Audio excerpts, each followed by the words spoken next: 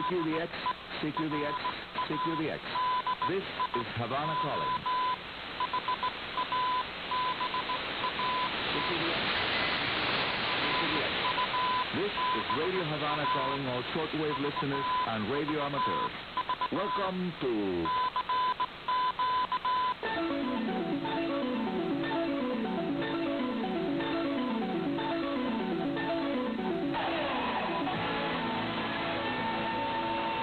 DXers Unlimited, Radio Havana's weekly feature dedicated to the fascinating world of radio communications.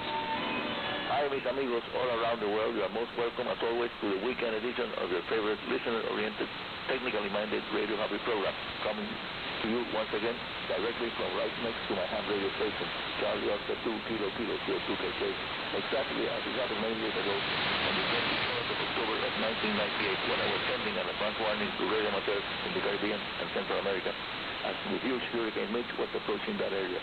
As many of you that heard that program remember very well, a great number of radio amateurs in the Caribbean participated in a large-scale communications effort related to one of the most powerful storms ever seen in the area ever.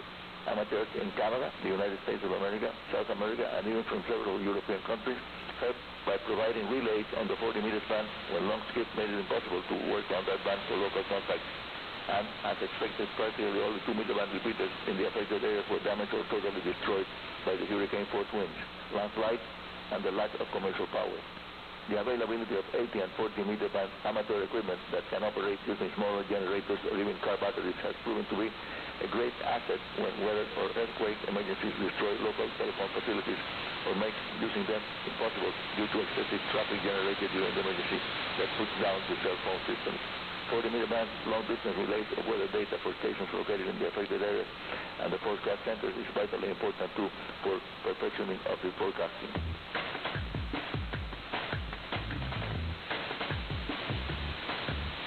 I'm on the corner Radio from here in Havana, Cuba, and host of this quite weekly show devoted entirely, absolutely, to our wonderful hobby, yours and mine, radio.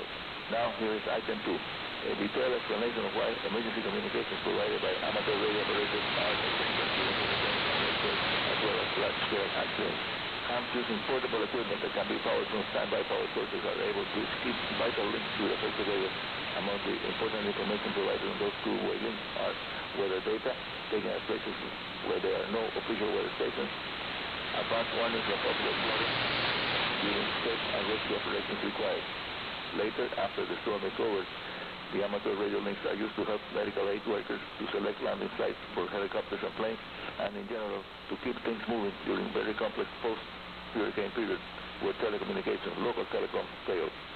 Among the most interesting aspects of the way hams provide emergency communications is how simple antenna systems, low power radios, and good and very well-trained operators, and I insist on this, good and very well-trained operators, combine to keep communications flowing for full time during the emergency and afterwards. Most of present-day amateur disaster radio communications is done using single-sideband voice, but something is changing because the increasing availability of portable low-cost laptops, notebooks, and tablets, as well as smartphones, are encouraging the use of digital radio links during the emergencies, which are much more reliable, use less electricity, less power, and are also less prone to interference of any kind. Computer-to-computer communications via radio links is an ideal way of handling emergency traffic, but as a friend of mine likes to say, it is a developed country approach. But now, lower-priced computers that are now available are making possible implementing keyboard-to-keyboard emergency communications links by amateurs in less developed parts of the world. More about emergency communications during natural disasters a little later today in this edition of DXers Unlimited, coming to you directly from my home QTH, right next to CO2KK, my ham radio station that is now part of the not one but two, actually three emergency communications networks operating on the 20, 40, and 2-meter amateur bands. Now let's take a break. I'll be back in a few seconds.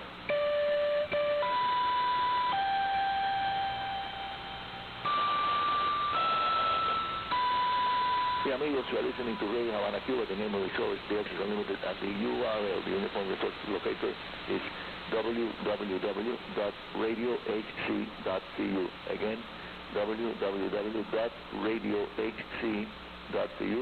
The fast and easy way to see us on the internet by cyber surfing to www.radiohc.cu.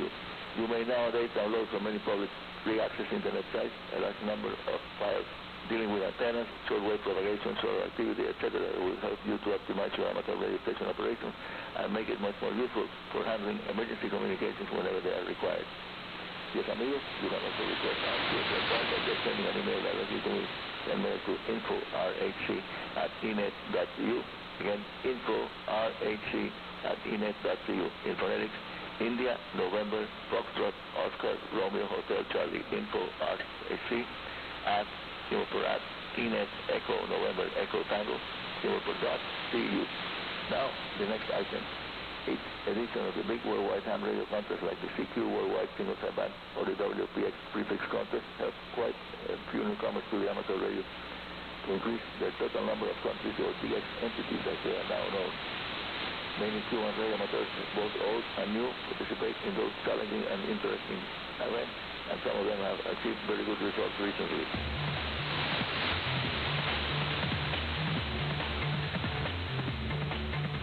The transatlantic medium wave AM band DX season is now in full swing, something that has another peak spanning from December to the end of March because of the expected decrease in absorption caused by the lower solar activity prevailing at this time. Those AM band DXers with good receivers and the special antennas required are able to pull several of the most powerful stations from Europe and the Middle East quite easily to install a million years as we're running right now. By using nowadays filters, local stations come in between the 10 kHz channel stations used by AM in Canada. And now technical information here at your favorite Radio Havana program. Now I'll tell you about a super simple 2-element 2-meter band radio and beam antenna that is ideal for emergency waves. It is made using standard TV antenna elements, recycled or heavy gauge copper wires. The support for the antenna is made from one of my favorite antenna building materials. It is light, smooth, broomsticks or plastic PVC parts don't force your screen. This is a very compact antenna. Fiber standards will provide about 4 or maybe a little more dB gain over the halfway dipole, but of course, taking into consideration many more dB than the antenna. You can handle radio they have become because they are also known. The dimensions for the antenna are very easy to remember. If you choose to do your homework in metric, the reflector element is 101 centimeters long, and the dipole-driven element is 98 centimeters long. The two are separated by 50 centimeters of broomstick boom, and the antenna-driven element is fed using standard 50-ohm coaxial cables, and I leave about 30 or 50 centimeters of broomstick behind the reflector element where I can tie the antenna to any available supporting structure or hold it by hand in an emergency. This is a totally portable antenna emergency system, so it is made using low-cost materials. It doesn't matter if it's locked. The elements can be taken from an old TV antenna. Aluminum tubing about 10 millimeters or 1 centimeter diameter will be ideal. The dipole element is set at the center, so the two sides should be mounted on a piece of insulating material like acrylic plastic, polyethylene, or PVC. And this is about the lowest cost amplifier, quote-unquote, amplifier that you can think of. See, that's the number for the low-cost antenna. You can put it at the middle hand, second antenna, and 6 dB less to halfway dipole. Now, my Icom ultra-low-cost 2-meter broomstick antenna, the giant 2-element, has a 4 dB gain over the dipole. In other words, look it around, and you'll see they're replacing the rubber ducky with my 2-element makeshift antenna.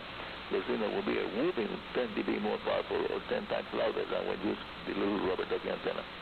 I hope to see you all at the middle of the week edition of DXers Unlimited. That's going to be next Tuesday and Wednesday UTCDs. After the half-hour newscast, send your signal report to info@rhc@enet.cu and via airmail to Arnie Coro, Radio Havana Cuba, Havana, Cuba.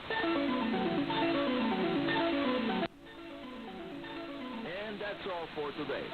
This is Arnie Coro, Radio Amateur CO2KK, your host here at Radio Havana's DXers Unlimited, 73 and very good DX.